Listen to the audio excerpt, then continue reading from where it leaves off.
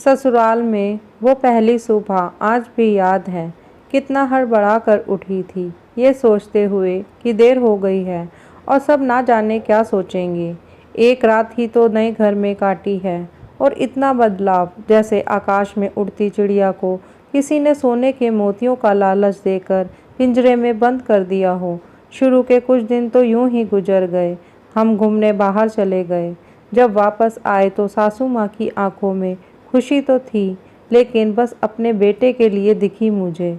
सोचा शायद नया नया रिश्ता है, एक दूसरे को समझते देर लगेगी, लेकिन समय ने जल्दी ही एहसास करा दिया कि मैं यहाँ बहू हूँ, जैसे चाहूँ वैसे नहीं रह सकती। कुछ कायदा, कुछ मर्यादा जिनका पालन मुझे करना होगा।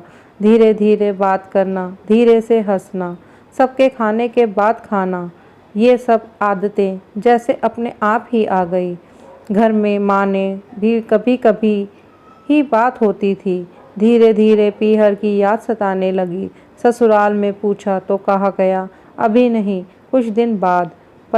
जिस पति ने कुछ दिन पहले ही मेरे माता पिता से ये कहा था कि पास ही तो है, कभी भी आ जाएगी, उनके भी सुर बदले हुए थे। अब धीरे धीरे समझ आ रहा था कि शादी कोई खेल नहीं, इसमें सिर्फ घर ही नहीं बदलता, बल्कि आपका पूरा जीवन ही बदल जाता है। आप कभी भी उठ के अपने पीहर नहीं जा सकते, यहाँ तक कि कभी याद आए तो आपके पीहर वाले भी बिन पूछे नहीं आ सकते। पीहर का वो अल्लड़पन, वो बेबाक हंसना, वो झूठे मुंह रसोई में कुछ भी छू देना, जब मन चाहे तब उठना, सोना, नहाना, सब बस यादें ही रह जाती हैं, यादें ही रह जाती हैं। अब मुझे समझ आने लगा था कि क्यों विदाई के समय सब मुझे गले लगाकर रो रहे थे। असल में मुझसे दूर होने का एहसास तो उन्हें हो ही रहा था, लेकिन और एक बात थी जो उन्हें अंदर ही अंदर परेशान कर रही थी कि जिस सच में उन्होंने मुझे इतने साल दूर रखा, अब वो मेरे सामने आ ही जाएगा। पापा का ये झूठ, अब कि मैं उनकी बेटी नहीं बेटा हूँ, अब और दिन नहीं छुप पाएगा। उनकी सबसे बड़ी चिंता ये थी कि अब उनका बेटा, जिसे कभी बेटी होने का एहसास ही नहीं कराया था, जीवन के इतने बड़े सच को कैसे स्वीकार करेगा।